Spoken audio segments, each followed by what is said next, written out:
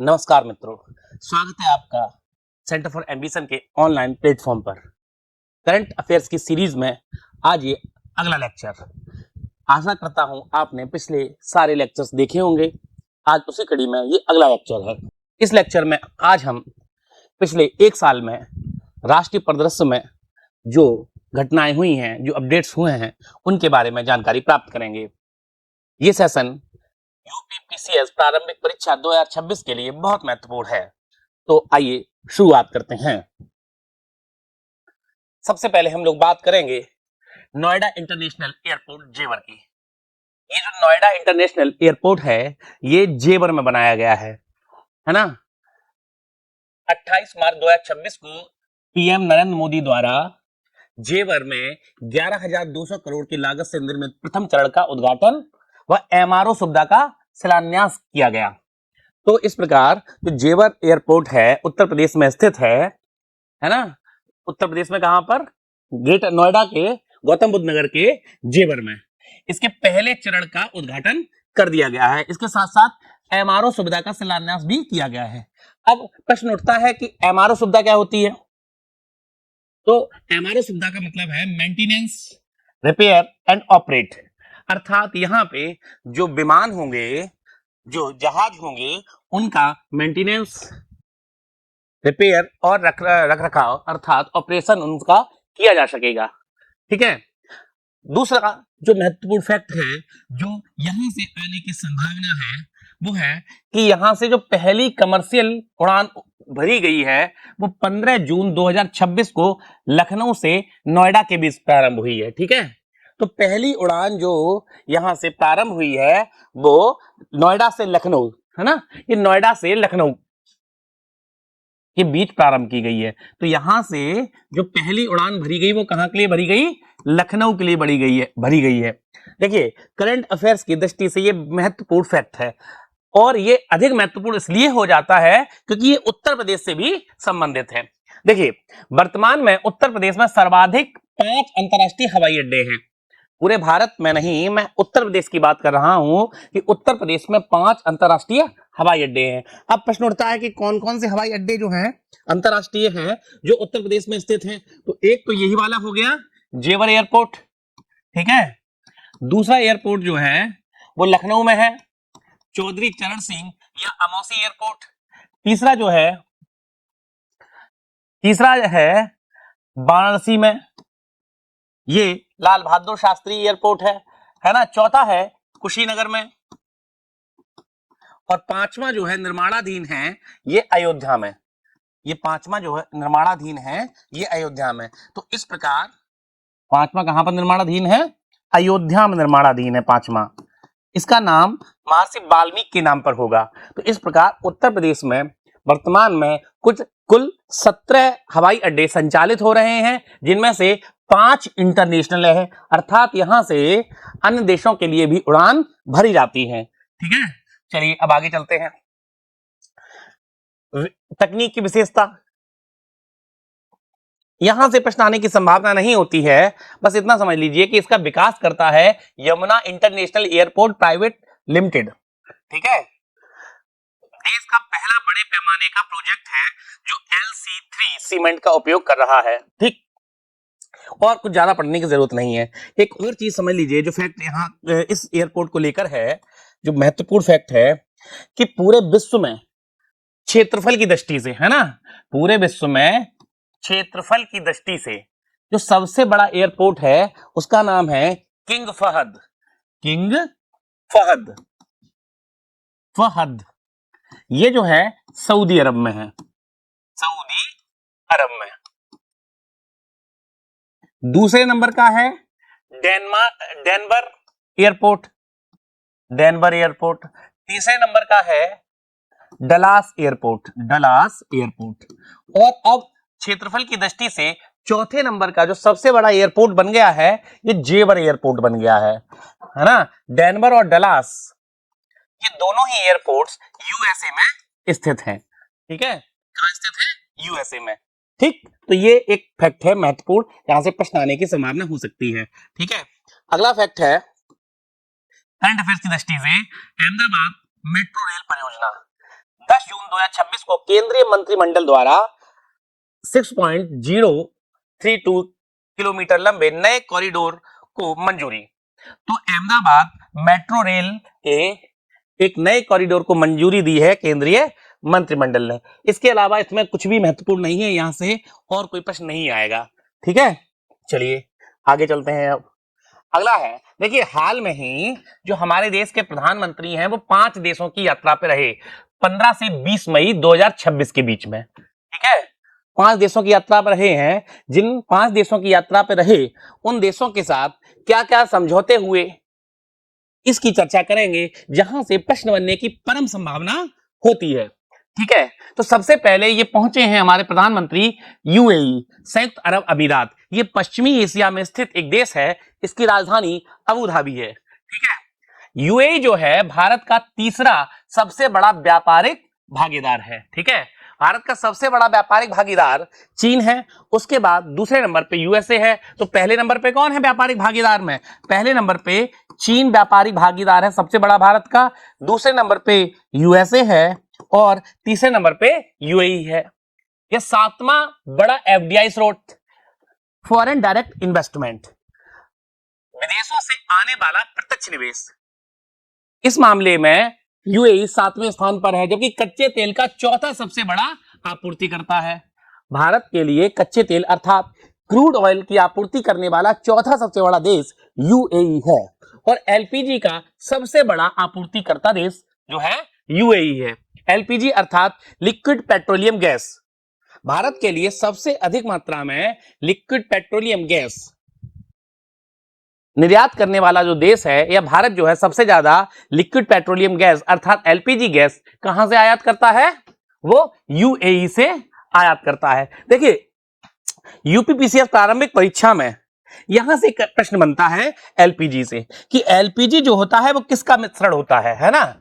LPG जो LPG है, LPG किसका मिश्रण है? ये एक पैट क्वेश्चन है, यहां से प्रश्न आने की परम संभावना रहती है। तो ये जो मिश्रण है ये प्रोपेन और ब्यूटेन का मिश्रण है। ठीक है, ब्यूटेन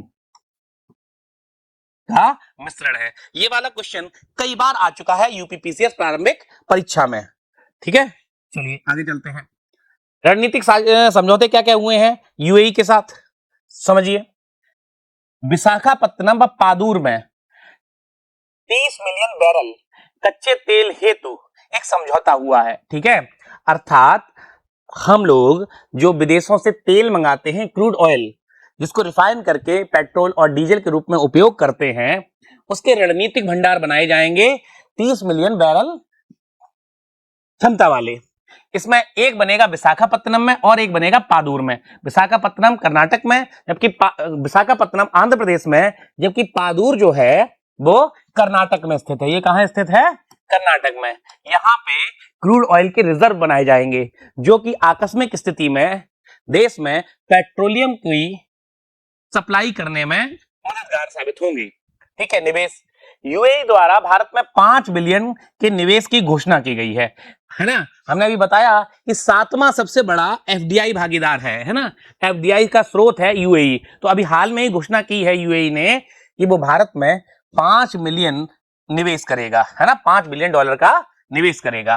ठीक है, सीडेक जो कि जो ये संस्थान है ना, पुणे में स्थित है, एवं सेकेंड 42 द्वारा 8 एक्साफ्लॉप कंप्यूटर क्लस्टर की स्थापना। अब भारत और यूएई मिलकर 8 एक्साफ्लॉप कंप्यूटिंग क्लस्टर बनाएंगे, सुपर कंप्यूटर बनाएंगे, क्लस्टर्स बनाएंगे। ठीक है, तो ये महत्वपूर्ण हो जाता है। ठीक है, तो ये 5 बिलियन, यहां से क्वेश्चन बनने की संभावना है कि यूएई जो है भारत में $5 बिलियन का निवेश करेगा इस क्षेत्र में, सुपर कंप्यूटर बनाने के क्षेत्र में, और ये सुपर कंप्यूटर बनाए जाएंगे, ये एक्साफ्लॉप्स के में होंगे। ठीक है, अगली यात्रा पे भारत के प्रधानमंत्री पहुंचे नीदरलैंड। नीदरलैंड जो है एक यूरोपियन देश है ना, और इसकी राजधानी एम्स्टर्डम है। ठीक है, यूरोप में भारत का सबसे बड़ा निर्यात गंतव्य है ना। देखिए जब हम आयात कर रहे होते हैं, अब जब हम व्यापार कर रहे होते हैं तो व्यापार में मूल रूप से 2 गतिविधियां होती हैं, आयात और दूसरी गतिविधि है निर्यात। निर्यात मतलब दूसरे देश को सामान भेजना, सामान भेजना, है ना। और आयात मतलब दूसरे देश से, दूसरे देश से सामान मंगाना, सामान मंगाना। तो हम लोग यूरोप में सबसे अधिक सामान कहां पर भेजते हैं? वो नीदरलैंड्स में भेजते हैं।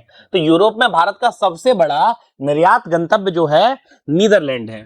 ठीक है, नीदरलैंड जो है इसका प्राचीन नाम जो है या पुराना नाम हॉलैंड है। यहाँ के निवासी डच कहलाते हैं। ठीक है, जो कि भारत में भी आए थे और भारत में भी उन्होंने उपनिवेश बनाने की कोशिश की थी। ठीक है, सांस्कृतिक व तकनीक 11वीं शताब्दी के चोल ताम्रपत्र, है ना, चोल ताम्रपत्र जो है भारत को लौटाए। मोस्ट इंपोर्टेंट है ना, क्वेश्चन बनने की संभावना यहां से कि हाल में ही नीदरलैंड की सरकार ने 11वीं शताब्दी के जो चोल ताम्रपत्र थे, जो वहां पर पहुंच गए थे तस्करी के द्वारा, चोरी करके लोग ले गए थे, वहां पर बेच दिए गए थे, उन ताम्रपत्रों को वापस सौंप दिया है भारतीय प्रधानमंत्री को। ये एक तरीके से भारत की सांस्कृतिक जीत है। ठीक है, गुजरात की कल्पसर परियोजना पर जल प्रबंधन समझौता।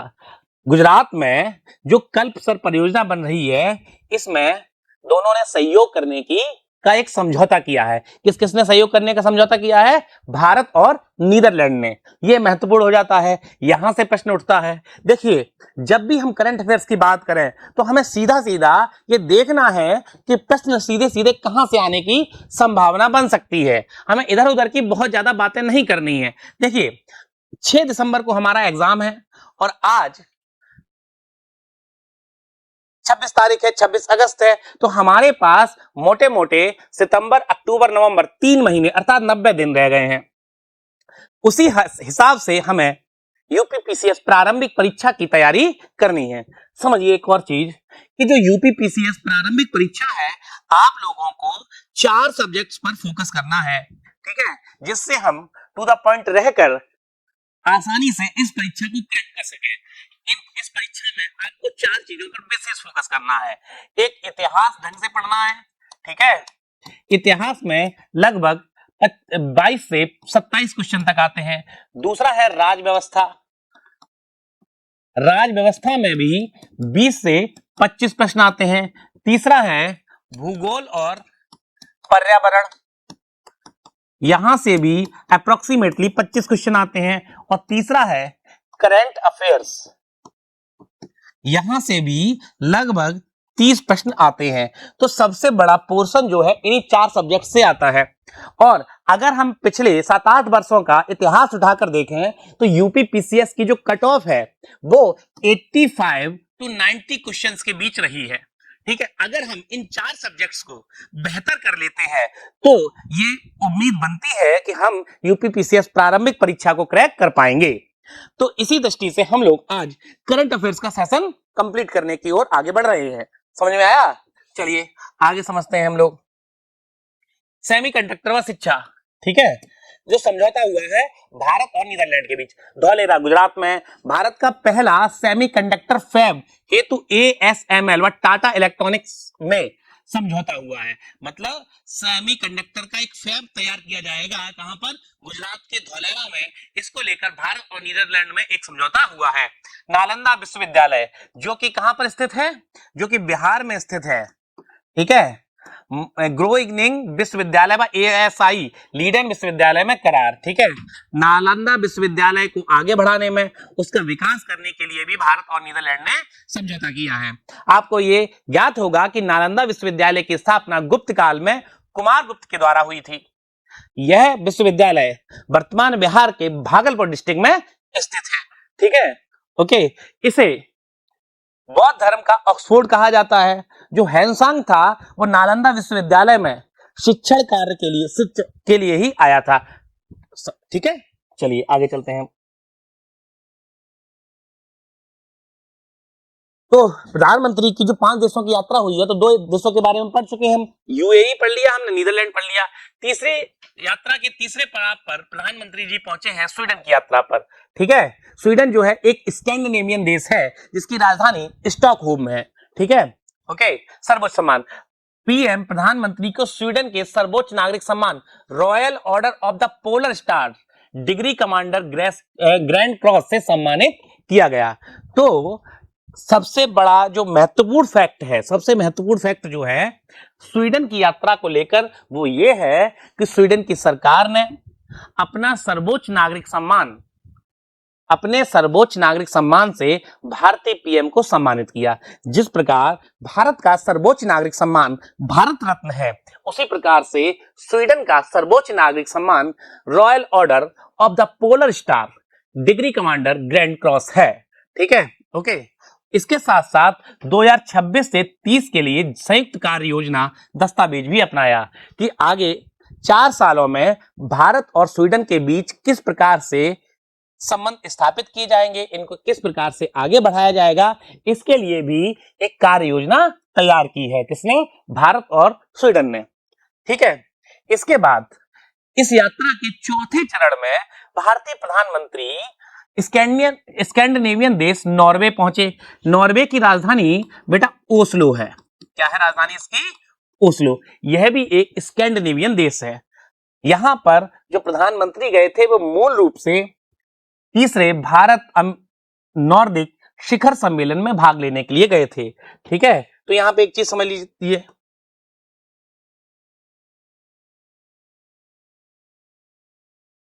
देखिए एक टर्म आता है नॉर्डिक कंट्रीज। ठीक है, नॉर्डिक देश, तो समझ लीजिए स्वीडन, डेनमार्क,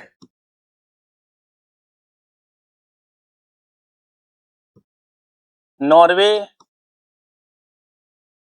फिनलैंड और आइसलैंड इन पांचों देशों को मिला के कहा जाता है नॉर्डिक देश, नॉर्डिक कंट्रीज कहा जाता है इन पांचों देशों को मिलाकर। क्लियर? ओके, इन पांचों देशों के साथ मिलकर, इन पांचों देशों के राष्ट्राध्यक्षों के साथ मिलकर भारत का एक शिखर सम्मेलन होता है, जिसे क्या कहते हैं? भारत नॉर्डिक शिखर सम्मेलन। 43 वर्षों में किसी भारतीय पीएम की पहली नॉर्वे यात्रा है। मोस्ट इंपोर्टेंट फैक्ट है ना, कि पिछले 43 वर्षों से कोई भी भारतीय पीएम जो है वो नॉर्वे नहीं गया है, मोदी गए हैं, है ना, मोदी जी गए हैं। ठीक है, तो ये तीसरा, और गए क्यों हैं? तीसरे भारत नॉर्डिक शिखर सम्मेलन में भाग लेने के लिए गए हैं। इस शिखर सम्मेलन का आयोजन नॉर्वे में हुआ है। नॉर्वे के GPFG द्वारा भारतीय पूंजी बाजार में $28 बिलियन का निवेश। तो एक कंपनी है नॉर्वे की GPFG, इसने ये घोषणा की है कि ये $28 बिलियन का निवेश करेगा भारत में। साथ ही ISRO, Indian Space Research Organisation एवं नॉर्वेजियन स्पेस एजेंसी के बीच भी एक समझौता हुआ है अंतरिक्ष शोध के क्षेत्र में। ठीक है, 19 मई 2026 को ओस्लो में तीसरा भारत नॉर्डिक शिखर सम्मेलन आयोजित किया गया। ठीक है, और चौथा आयोजन कहां किया जाएगा? चौथा किया जाएगा हेलसिंकी, फिनलैंड में। हमने अभी बताया आपको कि ये 5 देश हैं जो कि नॉर्डिक देश कहलाते हैं: स्वीडन, डेनमार्क, नॉर्वे, फिनलैंड और आइसलैंड। चलिए आगे चलते हैं। इटली यात्रा। अब जो 15 मई से लेकर 20 मई तक भारतीय प्रधानमंत्री 5 देशों की यात्रा पर थे, उसके अंतिम चरण में प्रधानमंत्री जी यूरोपियन देश इटली पहुंचे, जिसकी राजधानी क्या है? रोम है। ठीक है, अब यहां पर क्या क्या अपडेट्स हुए हैं? ये पहली द्विपक्षीय यात्रा है जिसमें विशेष रणनीतिक साझेदारी का दर्जा दिया गया। ठीक है, इस द्विपक्षीय वार्ता में भारत और इटली के बीच जो ये वार्ता हुई है, इसमें इस भागीदारी को या इस वार्ता को विशेष रणनीतिक साझेदारी का दर्जा दिया गया। ठीक है, और ये लक्ष्य रखा गया कि 2029 तक दोनों देशों के बीच जो व्यापार है, यह व्यापार कितना कर दिया जाएगा? $20 बिलियन यूरो का कर दिया जाएगा। यूरो, जो कि यूरो जोन की मुद्रा है, यूरोपियन देशों यूनियन की में जो यूरो जोन है उन देशों की मुद्रा है। FAO, food and agriculture Organization, ये एक संस्थान है, अंतरराष्ट्रीय संस्थान है यूएन का, इसे कहते हैं UNFAO, United Nations Agriculture Organization, ठीक है। इसका जो हेडक्वार्टर है वो रोम में है, ठीक है। में पीएम मोदी को FAO एग्रीकोला मेडल से सम्मानित किया गया, ये इंपोर्टेंट हो जाता है, ठीक है। तो एग्रीकोला मॉडल मेडल किसे प्राप्त हुआ है? प्रधानमंत्री नरेंद्र मोदी को प्राप्त हुआ है एग्रीकोला मेडल।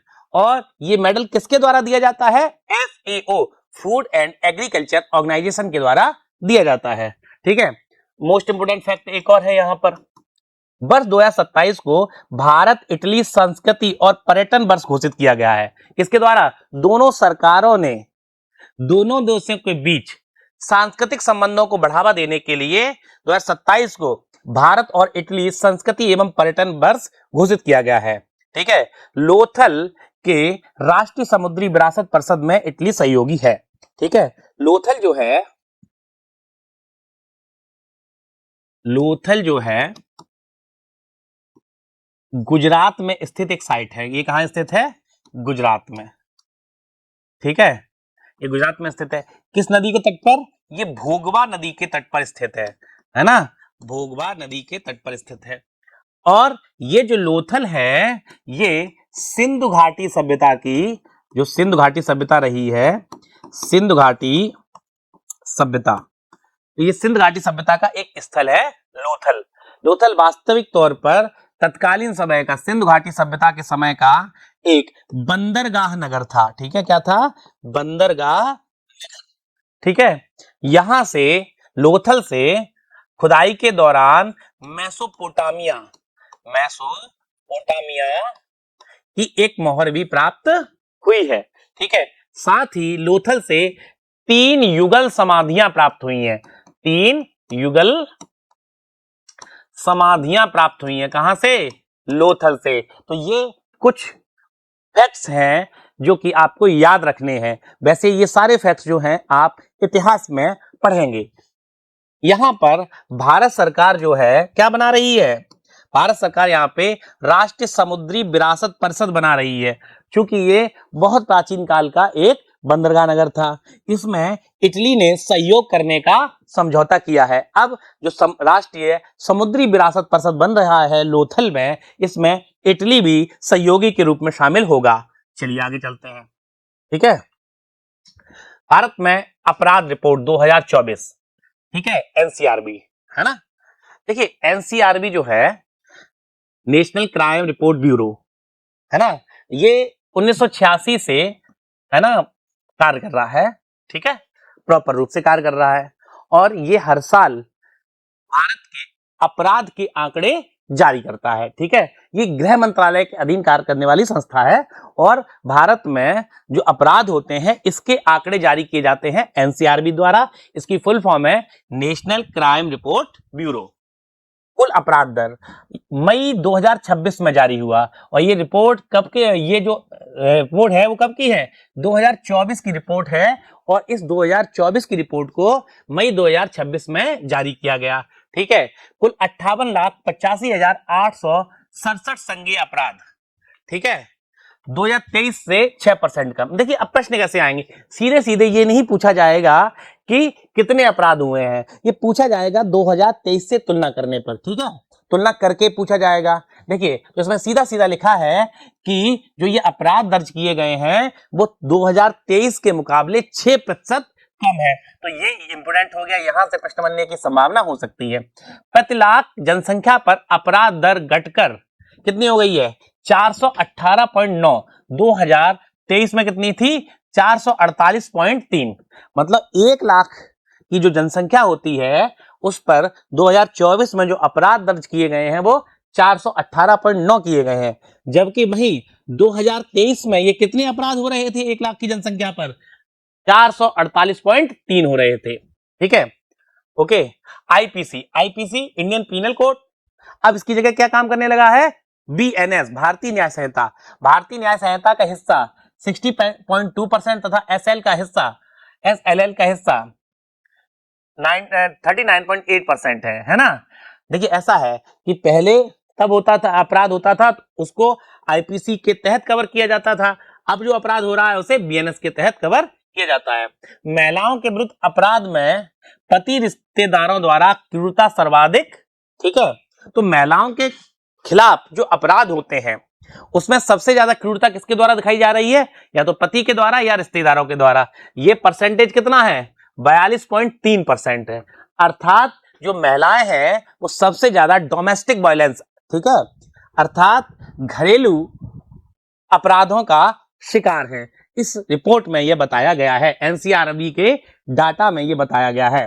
चार्ज सीटिंग दर, है ना, चार्ज शीट दर उसे कहते हैं जिसमें ये फाइल हो जाता है कि इसने अपराध किया है और उसे सजा मिल जाती है, ठीक है।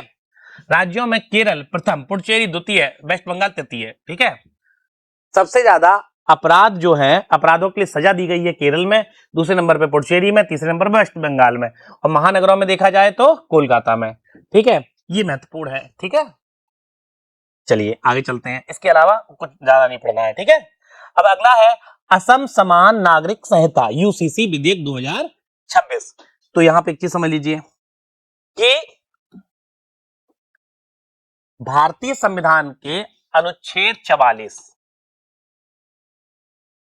भारतीय संविधान के अनुच्छेद 44 में समान नागरिक संहिता का उल्लेख है, समान नागरिक संहिता का उल्लेख है, ठीक है। इसे कहते हैं शॉर्ट में यूसीसी, ठीक है, यूनिवर्सल सिविल कोड कहते हैं इसे, ठीक है। डीपीएसपी में है, और ये उल्लेख कहां पर है, डीपीएसपी में। डीपीएसपी जो होते हैं राज्य के नीति निर्देशक तत्व, इनका अर्थ होता है कि जो राज्य के नीति निर्देशक तत्व है ये राज्य के कर्तव्य है, ठीक है, और आगे चलकर राज्य अपने कर्तव्यों के निर्वहन के दौरान इसको लागू करेगी। देखिए दो प्रकार के कानून हैं, एक तरीके के सामान्य कानून, है ना, पहले कानून है सामान्य कानून, जनरल लॉज बोलते हैं, ठीक है, एक आम भाषा में समझ लीजिए आप। दूसरे हैं व्यक्तिगत कानून, ठीक है। तो सामान्य कानून के क्षेत्र में सभी लोगों को समानता का अधिकार प्राप्त है, चाहे वो किसी धर्म का, किसी जाति का, किसी लिंग का, किसी समुदाय का हो। अगर सामान्य कानून तौर पर वो अपराध करता है, जैसे चोरी, हत्या, डकैती, फिरौती, अपहरण इत्यादि, तो वह किसी भी वर्ग का हो, किसी भी समुदाय का, किसी भी लिंग का, उसे बराबरी से सजा दी जाएगी। लेकिन कुछ होते हैं व्यक्तिगत कानून, जैसे विवाह, है ना, तलाक, है ना, उत्तराधिकार, गोद लेना इत्यादि, ये सभी कहलाते हैं व्यक्तिगत कानून। वर्तमान में भारत में सामान्य कानूनों के क्षेत्र में सबको समता प्राप्त है, किंतु जो व्यक्तिगत कानून होते हैं, व्यक्तिगत कानून के क्षेत्र में आज भी जो निर्णय किया जाता है वो धार्मिक संस्थाओं द्वारा या धार्मिक ग्रंथों के द्वारा होता है। तो संविधान निर्माताओं ने ये भविष्य की सरकारों पर छोड़ दिया था कि भविष्य में जो सरकारें हैं वो यूसीसी को लागू करेंगी, अर्थात जो व्यक्तिगत कानून है, व्यक्तिगत कानूनों में भी सबको समता के आधार पर ट्रीट करेंगी। लेकिन अभी तक ऐसा नहीं हो पाया। इसका कारण यह है कि भारत जो है विविधता में एकता वाला देश है। अब हमें इस विविधता को भी बचा के रखना है, ठीक है। इस वजह से अभी तक भारत की सरकार ने, भारत की संसद ने यूसीसी के क्षेत्र में कोई बहुत बड़ा कार्य नहीं किया है, ठीक है। चलिए आगे चलते हैं, समझते हैं कि हाल में ही चर्चा में ये इसलिए रहा, हाल में ही क्या हुआ है कि जो असम है, ठीक है, असम ने अपने यहां यूसीसी को लेकर एक विधेयक जारी किया है, ठीक है, ओके। उत्तराखंड जो है यूसीसी के लिए विधेयक लेके आने वाला पहला राज्य था, ठीक है। अब दूसरा राज्य जो बना है वो कौन सा बन रहा है, वो असम। तो यूसीसी के क्षेत्र में पहला राज्य जो है जिसने काम किया वो था उत्तराखंड, और जो दूसरा राज्य है जो इस क्षेत्र में काम कर रहा है वो है असम।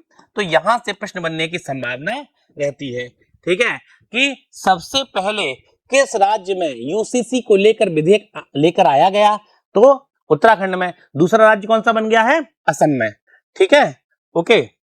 अब असम में क्या किया गया है कि जो ये यूसीसी है, यूसीसी से एसटीज को बाहर रखा गया है, पूरी तरीके से। एसटीज अर्थात अनुसूचित जनजातियां, ऐसा वर्ग जिसकी अपनी विशेष भाषा, संस्कृति एवं पहचान होती है। ठीक है, ओके। इसका मुख्य नियम यह है, जो असम में समान नागरिक संहिता को लेकर विधेयक लेके आया गया है, कि 2024 का मुस्लिम विवाह अधिनियम समाप्त किया जाएगा। एक पत्नीत्व मूल नियम, ठीक है, ओके। ऐसा है कि मुसलमानों में असम की बात कर रहे हैं, ये नियम है कि वो एक से अधिक विवाह कर सकते हैं। ठीक है, तो ये कहा गया है इस यूसीसी के तहत कि अब मुसलमान जो हैं एक से अधिक विवाह नहीं कर पाएंगे, उनको भी मोनोगेमी अपनानी पड़ेगी, अर्थात उन्हें भी एक विवाह के अंतर्गत कार्य करना पड़ेगा और वो अब एक ही विवाह कर पाएंगे। ठीक है, चलिए, ये महत्वपूर्ण चीज थी। आगे समझते हैं। स्कूल शिक्षा प्रणाली नीति आयोग रिपोर्ट। ठीक है, स्कूल शिक्षा प्रणाली नीति आयोग ने अभी हाल में ही स्कूल शिक्षा प्रणाली को लेकर एक रिपोर्ट जारी की है ना, ओके। तो इसमें क्या क्या कहा है, इसके जो आंकड़े हैं वो क्या है, आंकड़े कि कुल छात्र नामांकन 2014-15 के 26.95 करोड़ से घटकर 24.69 करोड़ रहा। ठीक है, ओके। अर्थात एक होता है कुल नामांकन, छात्र नामांकन, ठीक है, ओके। तो अब ये जो है छात्र नामांकन है, वो लोग ऐसे छात्र जो स्कूल में नाम लिखाते हैं, है ना, उसे कहते हैं छात्र नामांकन दर। तो 2014-15 के मुकाबले 2024-25 में ये नामांकन दर कम हो गई है, अर्थात कम लोगों ने, कम छात्रों ने स्कूलों में नामांकन कराया है। ठीक है, सरकारी स्कूलों का हिस्सा घटकर 49.25, निजी स्कूलों का हिस्सा बढ़कर 38.8।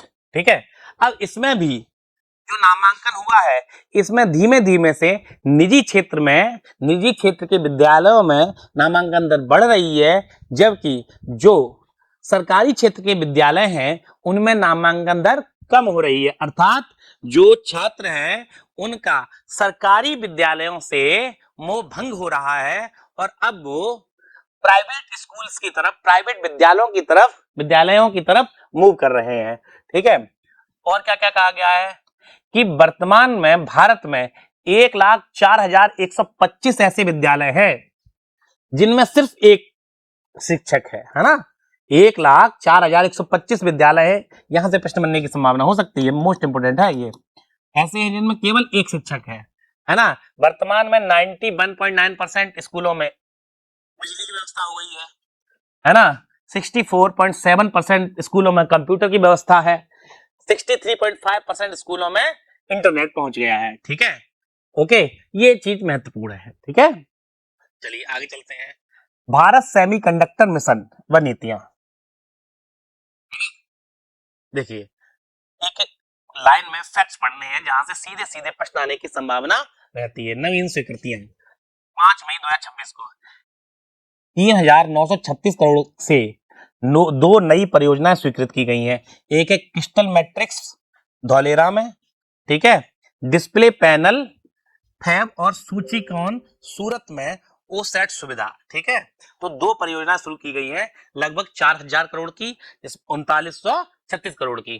एक क्रिस्टल मैट्रिक्स नामक कंपनी है जो धौलेरा में डिस्प्ले पैनल के लिए कंपनी लगाएगी। दूसरी है सूची सेमीकॉन जो सूरत में अपनी कंपनी लगाएगी। तो सेमीकंडक्टर मिशन को आगे बढ़ाने के लिए ये दोनों अपडेट्स हैं। ठीक है, चलिए इसमें और क्या है ये थोड़ा सा पढ़ लीजिए। उत्तर प्रदेश विशेष है। यूपी सेमीकंडक्टर नीति 2024 में संशोधन। एचसीएल प्लस फॉक्सकॉन का जेवर में सेमीकंडक्टर इकाई स्थापित करने का प्लान बना है। ठीक है, करने का समझौता हुआ है। अर्थात अब जो एचसीएल कंपनी है भारत की और जो फॉक्सकॉन कंपनी है, ये दोनों मिलकर नोएडा में, है ना, क्या बनाएंगी, सेमीकंडक्टर इकाई स्थापित करेंगी। ये महत्वपूर्ण हो जाता है यूपीपीसीएस प्रारंभिक परीक्षा की दृष्टि से, क्योंकि ये उत्तर प्रदेश से जुड़ा हुआ है।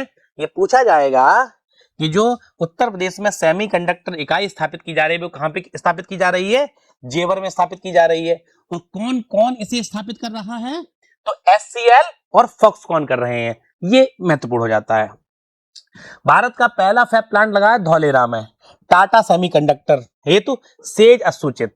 ठीक है, तो पहला फैब प्लांट सेमीकंडक्टर को लेकर लगा है, वो कहां पे लगा है? वो धौलेरा में लगा है। ठीक है, देश का पहला कमर्शियल कंपाउंड फैब है 6 द्वारा लगाया गया है, कहां पर? भुवनेश्वर, उड़ीसा में। ये सारे जो अपडेट्स हैं वो सेमीकंडक्टर मिशन को आगे बढ़ाने को लेकर हैं।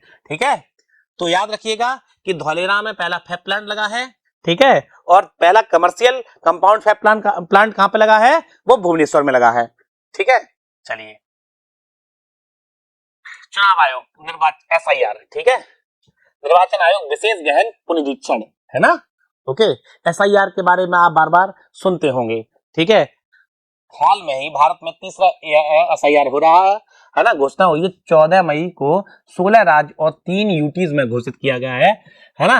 ओके, तीसरे चरण में सर्वाधिक मतदाताओं वाला राज्य कौन सा है? महाराष्ट्र है ना? ऐसा होता है कि हमारे यहाँ निर्वाचन आयोग वोटिंग लिस्ट अर्थात मतदाता सूची तैयार करता है। अब लंबे समय में क्या होता है, बहुत सारे लोग पलायन कर जाते हैं, बहुत सारे लोगों की डेथ हो जाती है, बहुत सारे लोगों के विवाह हो जाते हैं, कोई इधर से जाके उधर पलायन कर जाता है, कोई विदेशों में चला जाता है। इस वजह से क्या होता है, जो वोटर लिस्ट होती है उसका क्या होता है, उस वोटर लिस्ट को पुनरीक्षण किया जाता है ना? तो वो पुनरीक्षण क्या कहलाता है? SIR कहलाता है। ठीक है, तो SIR जो होगा, जो घोषणा की गई है SIR के तीसरे चरण की, वो कितने राज्यों के लिए की गई है? 16 राज्यों और 3 यूटीज के लिए की गई है। ये याद रखना है कि जो तीसरा SIR का तीसरा चरण है वो कितने राज्यों में होगा? 16 राज्यों और 3 यूटीज में, यूनियन टेरिटरीज अर्थात केंद्र शासित प्रदेशों में SIR होगा। ठीक है, इनमें जो तीसरे चरण में सबसे अधिक मतदाताओं वाला जो राज्य है वो कौन है? महाराष्ट्र है। ठीक है, और क्या फैक्टर? BCCI RTI दायरे से बाहर। ठीक है, RTI मतलब right to information act 2005। BCCI जो है हमारे यहाँ क्रिकेट को नियंत्रित करने वाली सबसे बड़ी संस्था है। ठीक है, board of cricket control of India. ठीक है, BCCI। तो हाल में ही ये फैसला आया है, ठीक है, कि जो BCCI है वो लोक प्राधिकरण नहीं है, अर्थात कोई पब्लिक प्रॉपर्टी नहीं है ना? इसलिए इसे जो है RTI से बाहर रखा जाएगा। ठीक है, इसे RTI के दायरे में नहीं रखा जाएगा, अर्थात कोई भी व्यक्ति RTI डाल के BCCI तथा उसके खर्चों की, उसकी कमाई की, उसके द्वारा किए गए कार्यों की जानकारी नहीं ले सकता है। ठीक है, ओके। कारण क्या है? यह तमिलनाडु सोसाइटी पंजीकरण अधिनियम 1975 के तहत एक निजी संस्था है। क्यों है ऐसा? क्योंकि ये एक निजी संस्था है। इसको किसके तहत पंजीकृत कराया गया है? तमिलनाडु सोसाइटी पंजीकरण अधिनियम 1975 के तहत। तो ये प्रश्न बन जाएगा कि जो BCCI है वो किस अधिनियम के तहत पंजीकृत है? तो यह तमिलनाडु सोसाइटी पंजीकरण अधिनियम 1975 के तहत पंजीकृत एक निजी संस्था है। राष्ट्रीय कपास उत्पादकता मिशन, ठीक है, कपास अर्थात कॉटन। तो भारत सरकार ने एक नया मिशन शुरू किया है। इसकी जो स्वीकृति दी है भारत सरकार ने 5 मई 2026 को दी है, और इसकी अवधि है 2026 से 31 तक। यहाँ ये इंपोर्टेंट है, यहां से क्वेश्चन बनने की संभावना हो सकती है। इसके लिए भारत सरकार 5659 करोड़ रुपए खर्च करेगी। ठीक है, ओके। अर्थात भारत में कपास उत्पादन को बढ़ावा देने के लिए यह मिशन प्रारंभ किया जा रहा है। ठीक है, यह प्रारंभ किया गया है। लक्ष्य क्या है? उत्पादकता 440 केजी हेक्टेयर से बढ़ाकर 755 केजी प्रति हेक्टेयर करना है।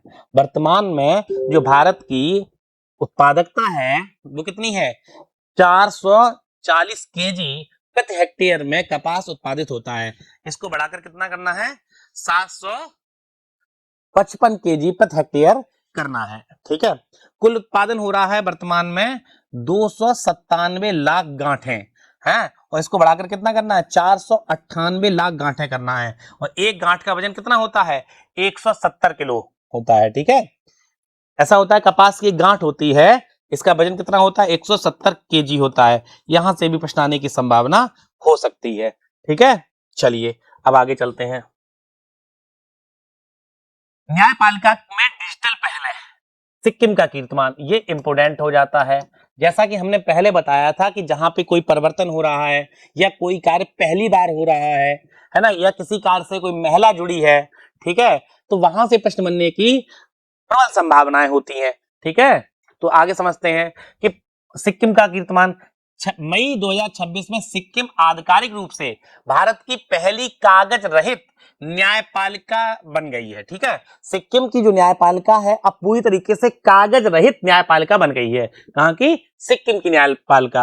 वो न्यायपालिका लोअर कोर्ट, डिस्ट्रिक्ट कोर्ट और हाई कोर्ट सब कुछ वहां पर क्या हो गया? कागज रहित, पेपरलेस, अर्थात सब कुछ क्या हो गया वहां पे? डिजिटल हो गया, सब कुछ वहां का डिजिटल हो चुका है। ठीक है, ये सबसे महत्वपूर्ण चीज है। ओके, आगे सुप्रीम कोर्ट की डिजिटल पहले क्या है? वन केस वन डाटा, है ना, तालिका से सुप्रीम कोर्ट तक एकीकृत प्लेटफॉर्म। अब इस तरीके का एक प्लेटफॉर्म बनाया जा रहा है कि बिल्कुल ग्रास रूट लेवल से लेकर सुप्रीम कोर्ट तक के केसेस की सारी जानकारी उसी प्लेटफॉर्म से प्राप्त हो सके। ऐसा ना हो कि हमें लोअर कोर्ट की जानकारी प्राप्त करनी है तो अलग प्लेटफॉर्म पर जाएं, डिस्ट्रिक्ट कोर्ट की जानकारी के लिए अलग प्लेटफॉर्म पर जाएं, हाई कोर्ट की जानकारी के लिए अलग प्लेटफॉर्म पर जाएं, सुप्रीम कोर्ट की जानकारी के लिए अलग प्लेटफॉर्म पर जाएं। अब इंटीग्रेटेड किया जा रहा है सभी चीजों को, अर्थात अब किसी भी प्रकार के केस की जानकारी एक ही प्लेटफॉर्म पर मिल जाएगी। ठीक, एक है सुसहायक, एआई संचालित चैटबॉट है। किसी प्रकार की नागरिक समस्या को दूर करने के लिए चैटबॉट लॉन्च किया गया है, जिसमें कोई भी व्यक्ति बोलकर अपनी समस्याओं का समाधान प्राप्त कर सकता है। इसका नाम क्या है? सुसहायक। अगला ई कोर्ट चरण थर्ड, एक और नई पहल हुई है, उसका नाम है ई कोर्ट, और इसका तीसरा चरण प्रारंभ किया गया है ना। बस महत्वपूर्ण ये है, इसमें दो चीज याद रखिए कि वन केस वन डाटा, सुसहायक, और साथ में सिक्किम के बारे में कि सिक्किम की जुडिशरी भारत की पहली पूरी तरीके से डिजिटल जुडिशरी बन गई है। अगला राष्ट्रीय गौरव अपमान निवारण अधिनियम संशोधन, वंदे मातरम। संशोधन कब हुआ है? 5 मई 2026 को। वंदे मातरम के गायन वादन में बाधा डालना या अपमान करना 3 वर्ष कारावास या जुर्माना से दंडनीय है। ठीक है, पहले क्या था बेटा कि केवल जो राष्ट्रगान होता था, है ना, जो राष्ट्रगान होता था उस राष्ट्रगान में बाधा डालना या उसका अपमान करना ही दंडनीय अपराध होता था। लेकिन अब इस सूची में राष्ट्रगीत अर्थात वंदे मातरम को भी शामिल कर लिया गया है। अगर वंदे मातरम का गायन हो रहा है, कोई वहां उसमें खलल डालता है या उसका अपमान करता है तो उसको 3 वर्ष तक का कारावास या जुर्माना हो सकेगा, या दोनों ही लगाए जा सकेंगे, है ना। वंदे मातरम जो है एक राष्ट्रगीत, भारत का राष्ट्रगीत है, जिसकी रचना बंकिम चंद्र चटर्जी ने की थी। राष्ट्रगान व राष्ट्रीय गीत एक साथ बजने पर राष्ट्रगान पहले बजेगा। ये दोनों को एक साथ में बजाना है, राष्ट्रगान को और राष्ट्रगीत को, तो पहले राष्ट्रगान बजेगा, उसके बाद राष्ट्रगीत बजेगा। ठीक है, चलिए भैया, बंकिम चंद्र चट्टोपाध्याय द्वारा रचित आनंद मठ से संकलित है। प्रथम राजनीतिक गायन कब हुआ है? 1896 के कलकत्ता अधिवेशन में, है ना। तो इसकी जो रचना की है बंकिम चंद्र चट्टोपाध्याय, या बंकिम चंद्र चटर्जी भी कहते हैं इन्हें, है ना। इन्होंने अपनी पुस्तक आनंद मठ में ऐसे लिखा है, और पहली बार इसे गाया गया था 1896 के कलकत्ता अधिवेशन में, अर्थात कांग्रेस के कलकत्ता अधिवेशन में। इसके बाद जो है वंदे मातरम भारतीय स्वतंत्रता सेनानियों का एक एंथम बन गया, और इसी ने जो भारतीय स्वतंत्रता सेनानी थे उन्हें भारत की आजादी के लिए प्रेरित किया। ठीक, संवैधानिक दर्जा 24 जनवरी 1950 को डॉक्टर राजेंद्र प्रसाद द्वारा राष्ट्रगान के समान दर्जा दिया गया था। किसको? राष्ट्रगीत को भी। इसकी गायन अवधि है 1 मिनट 9 सेकंड, मतलब 1 मिनट 9 सेकंड्स में ये गाया जाता है।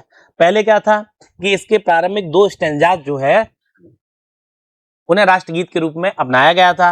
अब इसके जितने भी 6 स्टैंजा हैं सबको ही अनिवार्य कर दिया गया है ना, किसके रूप में? राष्ट्रगीत के रूप में।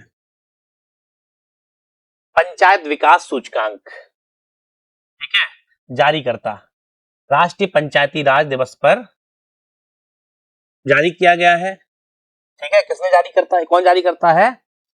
ये जारी करता है पंचायती राज मंत्रालय द्वारा, ठीक है। 24 अप्रैल को क्या होता है, राष्ट्रीय पंचायती राज दिवस, क्योंकि 24 अप्रैल 1993 को 73वें संविधान संशोधन 1992 को लागू किया गया था। तो ये अपना एक सूचकांक जारी करता है। ये सूचकांक 150 संकेतकों पर जारी होता है, ठीक है। देश की 45.72% पंचायतें परफॉर्मर की श्रेणी में है ना, शीर्ष पंचायतें, है ना। ओके, देखिए ये पंचायत विकास सूचकांक है कि किस राज्य की पंचायतों ने बेहतर काम किया है और किस राज्य की पंचायतें उनको जो कार्य दिया गया था उसको करने में बेहतर साबित सिद्ध हुई है। तो शीर्ष राज्य इसमें कौन सा है, त्रिपुरा। त्रिपुरा की 943 पंचायतों ने बेहतर काम किया है। दूसरे नंबर पे तेलंगाना है, इसकी 624 पंचायतों ने सही से काम किया है। तीसरे नंबर पे आंध्र प्रदेश है। तो सीधा सीधा जो क्वेश्चन पूछा जाएगा कि पंचायत विकास सूचकांक में पहले स्थान पर कौन है, तो त्रिपुरा, या 1 2 3 स्थान पूछ लिए जा सकते हैं, ठीक है। तो आपको ये याद रखना है कि पहले स्थान पर त्रिपुरा है, दूसरे स्थान पर तेलंगाना है और तीसरे स्थान पर आंध्र प्रदेश है, ठीक। अगली है आपकी प्रधानमंत्री ग्रामीण सड़क योजना फेज 3, ठीक है। प्रधानमंत्री ग्रामीण सड़क योजना की शुरुआत हुई थी सन 2000 में। इसका उद्देश्य था सभी गांवों को पक्की सड़कों से जोड़ना, ठीक।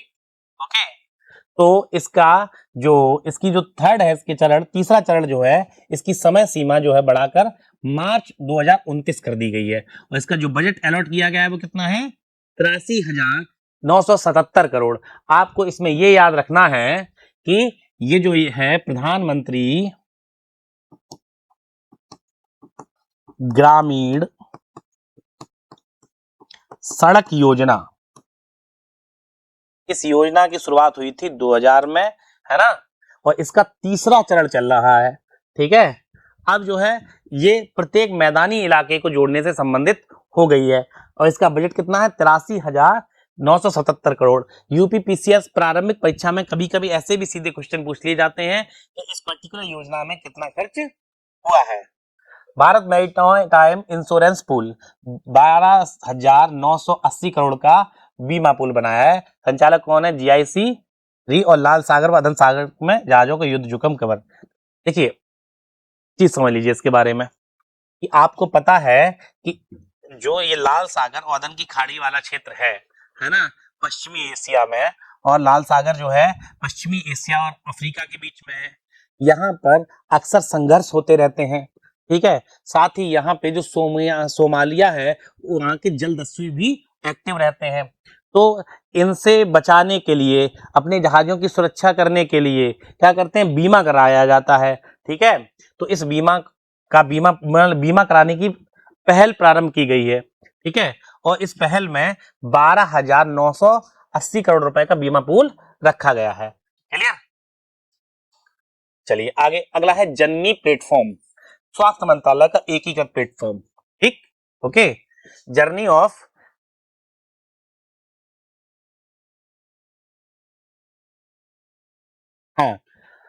ये जननी प्लेटफॉर्म प्रारंभ किया गया है, ठीक है। स्वास्थ्य मंत्रालय का प्लेटफॉर्म है। क्यूआर सक्षम डिजिटल एमसीएच कार्ड की शुरुआत की गई जिसमें माताओं व बच्चों की निर्बाध ट्रैकिंग हो सकेगी, है ना। जो नवजात बच्चे हैं, है ना, जो माताएं हैं, उनकी ट्रैकिंग करने के लिए यह प्लेटफॉर्म शुरू किया है किसने, स्वास्थ्य मंत्रालय ने, ठीक है। ओके, जननी प्लेटफॉर्म, सीधा सीधा क्वेश्चन आएगा कि किसने शुरू किया है इसे, स्वास्थ्य मंत्रालय ने। क्या करना है इसमें, बच्चे और मां की ट्रैकिंग, ठीक है। जो गर्भवती महिलाएं होती हैं, गर्भ से पहले, गर्भ के बाद, और क्या कहते हैं डिलीवरी के बाद, मां और बच्चे दोनों की ट्रैकिंग करना है कि उनका स्वास्थ्य किस दिशा में आगे बढ़ रहा है। क्लियर? चुनाव परिणाम के बारे में भी, हाल में ही 5 राज्यों में चुनाव हुए हैं, है ना।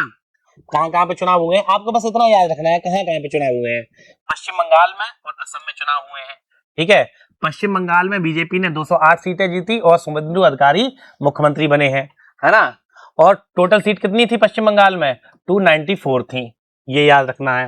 दूसरा चुनाव कहां पर हुआ है, इसी साथ इसी के साथ असम में यहाँ पे 126 सीटें थी, बीजेपी ने 82 सीट जीतकर स्पष्ट बहुमत प्राप्त किया और यहाँ पर हेमंत बिस्वा शर्मा लगातार दूसरी बार सीएम बने।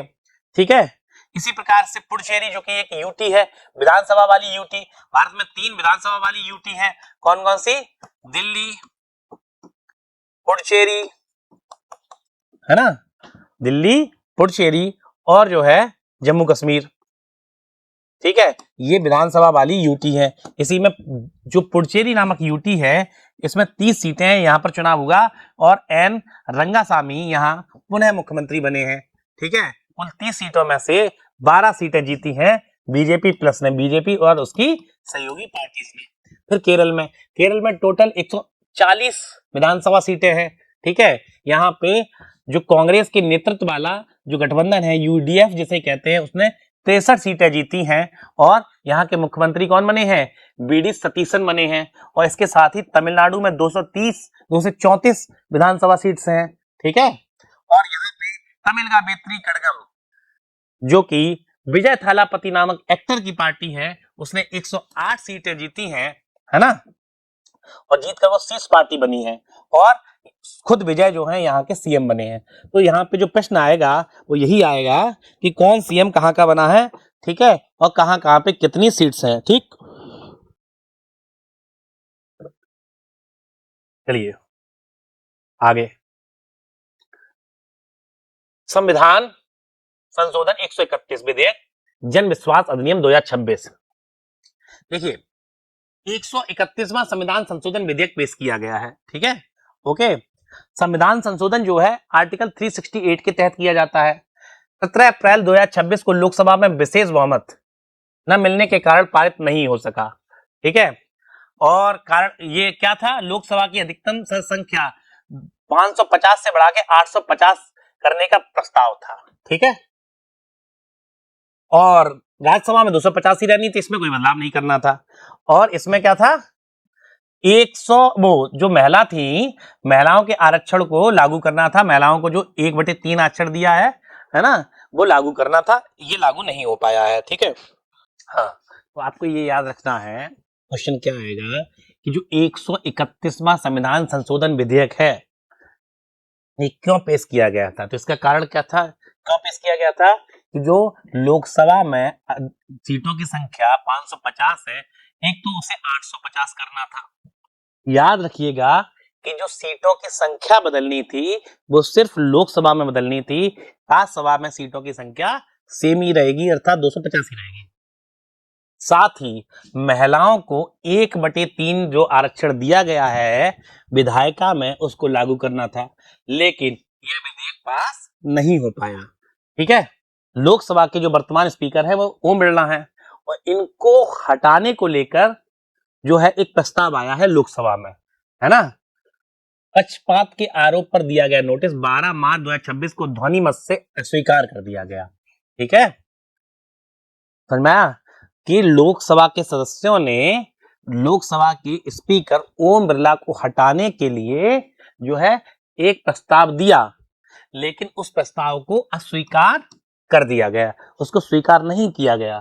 ठीक है, इससे पूर्व जो है जीबी मावलंकर जो लोकसभा के पहले स्पीकर थे, साथ ही बलराम जाखड़ और हुकुम सिंह, इन तीनों के खिलाफ भी इस प्रकार का अविश्वास प्रस्ताव आया है या इन्हें हटाने के लिए प्रस्ताव लेकर आया गया है। तो ये चौथे स्पीकर बन गए हैं जीबी मावलंकर, हुकुम सिंह और बलराम जाखड़ के बाद, जिनके खिलाफ लोकसभा के सदस्यों ने उन्हें हटाने का प्रस्ताव लेकर आया गया है। ठीक है, किस द्वारा हटाने का प्रस्ताव लेकर आया गया है। ठीक है, मुख्य निर्वाचन आयुक्त सीईसी, है ना, जिनका उल्लेख किसमें है, आर्टिकल 324 में है ना, आर्टिकल 324 में मुख्य निर्वाचन आयुक्त और 2 अन्य निर्वाचन आयुक्तों का उल्लेख है। ठीक है, वर्तमान में भारत के जो मुख्य निर्वाचन आयुक्त हैं वो है ज्ञानेश कुमार। ठीक है, तो उनको हटाने का प्रस्ताव लेकर आए, है ना, लेकिन यह प्रस्ताव भी अस्वीकार हो गया। इसके पक्ष में ज्यादातर लोगों ने वोट नहीं किया, अर्थात इसके विपक्ष में वोट किया है, तो ये महत्वपूर्ण हो जाता है। आपको यहाँ पे आर्टिकल 324 याद रखना है ना। अगला महत्वपूर्ण फैक्ट है जहां से क्वेश्चन बनने की संभावना है, केरल से केरलम नाम परिवर्तित। जो केरल है है ना, उसका नाम परिवर्तित हो गया है। अब केरल का नाम बदल के क्या हो गया है, केरलम। और केरल की जो राजधानी है वो तिरुअनंतपुरम है। हाल में ही चुनाव हुए हैं केरल में विधानसभा के, और वीडी सतीशन यहाँ के नए सीएम बने हैं। ठीक है, चलिए। ट्रांसजेंडर व्यक्ति संशोधन अधिनियम 2026, 30 मार्च 2026 को राष्ट्रपति द्वारा मंजूरी। जबरन भीख तस्करी पर 5 से 10 साल की सजा, बच्चों के मामले में आजीवन कारावास व 5 लाख का जुर्माना। ठीक है, अर्थात यदि किसी तरीके से ऐसे व्यक्तियों को जो ट्रांसजेंडर है उनसे जबरन भीख मंगवाई जाती है, तस्करी कराई जाती है, ठीक है, तो उनके खिलाफ क्या होगा, 5 से 10 साल की सजा होगी। अगर बच्चे के मामले में ऐसा हो रहा है तो आजीवन सजा और 5 लाख का जुर्माना।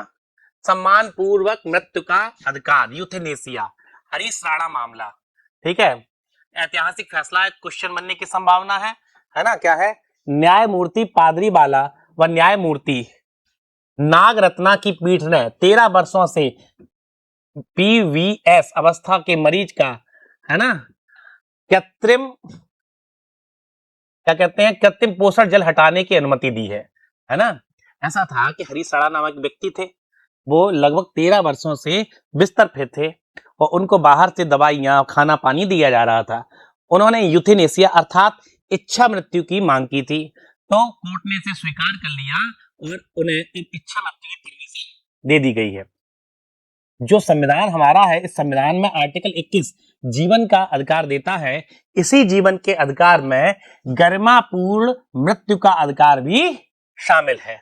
ठीक है, इसी के तहत हरीश राणा मामले में सुप्रीम कोर्ट के 2 जजेस की बेंच ने क्या दिया है, यूथेनेसिया की अनुमति दी है। यूथेनेसिया होता है निष्क्रिय इच्छा मृत्यु।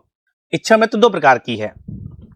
एक में क्या है कि बाहर से इंजेक्शन वगैरह किसी प्रकार की दवा देकर व्यक्ति को मारा जा सकता है, यदि वो व्यक्ति अब सही होने के रास्ते पर नहीं है, अर्थात अब वो सही नहीं हो सकता है, ऐसा मेडिकल साइंस ने कह दिया है। इसके अलावा दूसरी होती है निष्क्रिय इच्छा मृत्यु। इसमें डायरेक्ट किसी को नहीं मारा जाता, बल्कि वो सारे उपकरण हटा दिए जाते हैं जिनसे वह जीवित है। ठीक है, तो हरीश राणा को इच्छा मृत्यु दी गई है। ठीक है, ये समझ लीजिए, उत्तर प्रदेश निजी बिजनेस पार्क योजना, उद्देश्य आईटी, आईटीईएफ, आरएनडी केंद्रों तथा प्लग एंड प्ले इंफ्रास्ट्रक्चर हेतु निजी निवेश आकर्षण करना, है ना। तो भारत, उत्तर प्रदेश सरकार जो है निजी निवेश को आकर्षित करने के लिए उत्तर प्रदेश में मेक इन उत्तर प्रदेश और विनिर्माण मैन्युफैक्चरिंग के माहौल को बढ़ावा देने के लिए,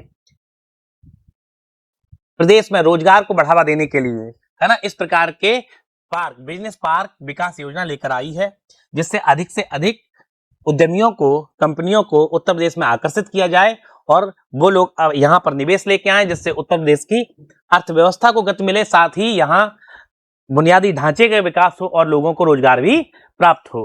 ठीक है, और कुछ महत्वपूर्ण नहीं इसमें। ज्ञान भारतम राष्ट्रीय पांडुलिपि सर्वेक्षण, ठीक है, संस्कृति मंत्रालय द्वारा शुरू किया गया। कम से कम 75 वर्ष पुरानी पांडुलिपियों की पहचान, जियो टैगिंग में राष्ट्रीय सूची तैयार करना। देखिए ऐसा है, ऐसी पांडुलिपियां क्या होती है, पुराने दस्तावेज हैं, जो कम से कम 75 वर्ष पुराने दस्तावेज हैं, आवश्यक हैं, है ना, जिनसे देश का, समाज का भला हो सकता है ना, उनकी पहचान करनी है, उनकी जियो टैगिंग करनी है और उनकी एक राष्ट्रीय सूची तैयार करनी है ना। ये काम किसके तहत किया जाएगा, ज्ञान भारतम राष्ट्रीय पांडुलिपि सर्वेक्षण के तहत किया जाएगा। 2025 से 31 के बीच भारत सरकार ने बजट में क्या किया है, 491.66 करोड़ रुपए का आवंटन किया है। ठीक है, ये 4 स्तरीय काम होगा, इसमें मानचित्रण होगा, सत्यापन होगा, मेटा डेटा तैयार होगा और इसका डिजिटलीकरण किया जाएगा। तो ज्ञान भारतम राष्ट्रीय पांडुलिपि सर्वेक्षण याद रखना है। यहाँ पे जो यहाँ से प्रारंभिक परीक्षा में प्रश्न बन सकता है, ये पांडुलिपि कितनी पुरानी होनी चाहिए, कम से कम 75 वर्ष पुरानी।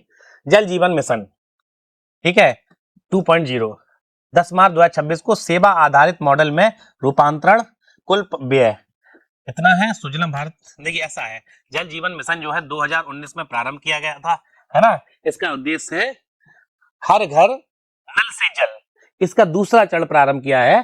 ठीक है, पहले ये था क्या कहते हैं, अब मतलब क्या समझना है इसमें कि अब ये सेवा आधारित मॉडल पर आधारित हो गया है ना।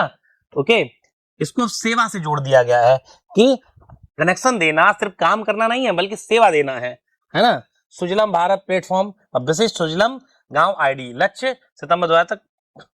देखिए अब जो है ये दो आईडीज बनाई गई हैं, प्लेटफॉर्म बनाए गए, एक है सुजलम भारत प्लेटफॉर्म, एक विशिष्ट सुजल गांव आईडी बनाई गई है। इसका लक्ष्य क्या है, दिसंबर 2028 तक प्रत्येक घर को है ना नल से जोड़ना। ठीक है, इन दोनों के द्वारा, सुजलम भारत प्लेटफॉर्म के द्वारा और विशिष्ट सुजल गांव आईडी के द्वारा क्या किया जाएगा, इस कार्य को ट्रैक किया जाएगा कि कितने गांवों को, कितने घरों को नल से जोड़ दिया गया है। ठीक है, जो जल जीवन मिशन है इसका उद्देश्य है कि प्रत्येक घर को प्रत्येक व्यक्ति के हिसाब से प्रतिदिन 55 लीटर पानी उपलब्ध कराया जाए। जल जीवन मिशन जो है 2019 में प्रारंभ किया गया था। ठीक है, सरकार ने आतंकवाद विरोधी एक नीति तैयार की है, इसका नाम है प्रहार। ये इंपोर्टेंट हो जाता है।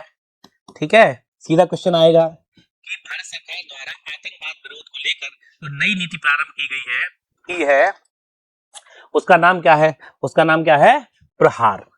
ठीक है, भारत की पहली राष्ट्रीय आतंकवाद विरोधी नीति जीरो टॉलरेंस पर आधारित है। किस पर आधारित है, जीरो टॉलरेंस पे। ठीक है, इसके 7 स्तंभ हैं। ठीक है, चलिए इसके कितने स्तंभ हैं, 7 स्तंभ हैं।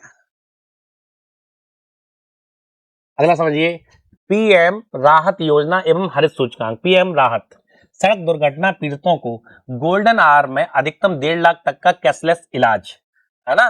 देखिए पीएम राहत क्या है कि जो लोग सड़क दुर्घटना में घायल हो गए हैं, ठीक है, उनको 1 घंटे के अंदर या उस समय के अंदर इसमें वो बच सकते हैं, उसे कहा जाता है गोल्डन आवर, है ना। उनमें 1.5 लाख रुपए तक का कैशलेस इलाज दिया जाएगा। ठीक है, ओके। राष्ट्रीय राजमार्ग हरित आवरण, तो ये याद रखना है हमें, पीएम राहत किससे संबंधित है, सड़क दुर्घटना पीड़ितों को इलाज देने से। कब इलाज देना है, गोल्डन आवर में। ठीक है, NHAI और NRSC द्वारा सैटेलाइट आधारित वो चेक किया गया है। सर्वाधिक हरियाली कहां पर है, असम में, दूसरे नंबर पे गुजरात में, तीसरे नंबर पे सबसे कम जो है नई दिल्ली में है, दिल्ली में। राष्ट्रीय राजमार्ग हरित आवरण, ये देखा गया है जो NHAI के द्वारा विकसित क्या कहते हैं नेशनल हाईवेज हैं, उनके किनारे वृक्ष लगाए जा रहे हैं। क्यों, क्योंकि हमें हरियाली को बढ़ावा देना है। तो जो सैटेलाइट LISS 4 से जो कवर किया गया है, तो देखा गया है कि सबसे ज्यादा क्या देखा गया है कि सबसे ज्यादा जो हरियाली है NHAI के किनारे वो कहां पर है, असम में है, और सबसे कम कहां पे है, नई दिल्ली में है, सॉरी दिल्ली में है। ठीक, इंडिया AI इम्पैक्ट समिट 2026, है ना, इसका आयोजन 16 से 21 फरवरी 2026 को हुआ है नई दिल्ली में, है ना। विषय क्या था, सर्वजन हिताय सर्वजन सुखाय। 91 देशों द्वारा नई दिल्ली घोषणा पत्र स्वीकृत किया गया।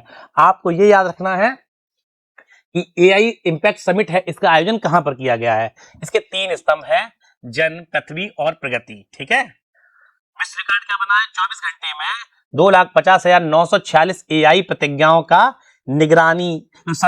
प्रतिज्ञाओं का गिनीज वर्ल्ड रिकॉर्ड बना है। ठीक है, ओके। और स्वदेशी AI विकसित किया गया है, जिसका नाम क्या है, विकसित किया जाएगा सर्वम AI। इसके लिए 246.72 करोड़ रुपए दिए गए हैं। ठीक, तो आज के लिए करंट अफेयर्स की क्लास में इतना ही, मिलते हैं हम अगली क्लास में। धन्यवाद।